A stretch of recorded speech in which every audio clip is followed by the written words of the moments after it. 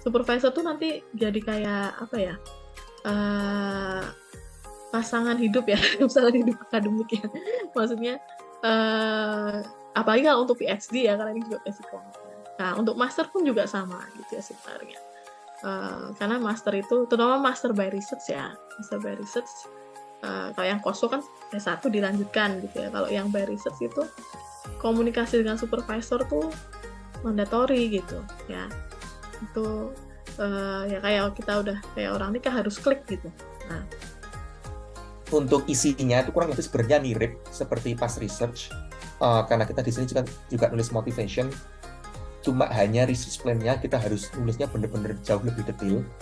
Kemudian impact, karena impact nggak ada, kita tulis expected impact, jadi harapan impact-nya itu apa, berapa banyak paper yang bakalan kita publish. Itu yang biasanya diminta dari motivation letter di bagian research plan. Panjangnya kurang lebih 2-3 halaman. Tapi ini juga salah satu pitfall bagi saya. Jangan anggap kalau ini research plan itu seperti apa ya, seperti prasasti yang udah nggak bisa dibuat.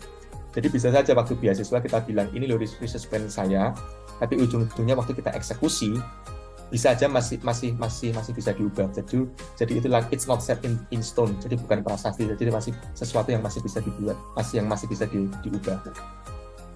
Jadi sebisa mungkin gimana ya, kita tulisnya tuh research plan yang spesifik, tapi untuk materinya sendiri, bidangnya sendiri itu jangan terlalu gimana ya, research plan itu spesifik, tapi ada sisi-sisi yang masih bisa diubah dari research plan itu sendiri.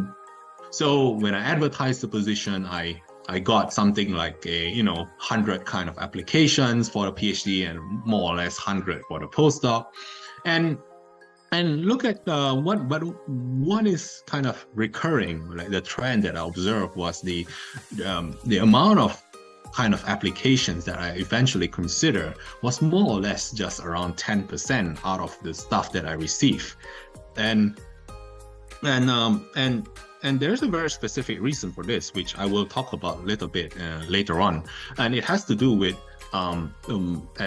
with how you start, how you pitch your application. Like I could tell you that just by looking at your title and a couple of sentences down to your email, I could already tell that like this is no go. And so you see, like this is sort of how you form your first impression is very important when it comes to these sort of things, because we receive a lot of applications. You see, I have 100 of applications that I need to read, and there's no way I have the time to read and ponder and meditate about every single applications. Dan kalau bisa dan memungkinkan, build a good relationship with your supervisor. Ini foto saya dengan Tobias. Tobias ini yang saya tadi ceritakan adalah group leader yang saya sering ngobrol dengan beliau. Saya sampai titik di mana dia ngajak saya nonton bola di Signal Iduna Park di Dortmund. Ya, saat itu saya juga kaget, wah tapi beliau tuh tahu kalau saya suka bola gitu kan. Nah, saya diajak, jadi pakai mobilnya kita berangkat bareng dari Münster ke Dortmund, dan saat itu saya sangat nyaman. Saya sangat nyaman memiliki hubungan yang seperti ini ya.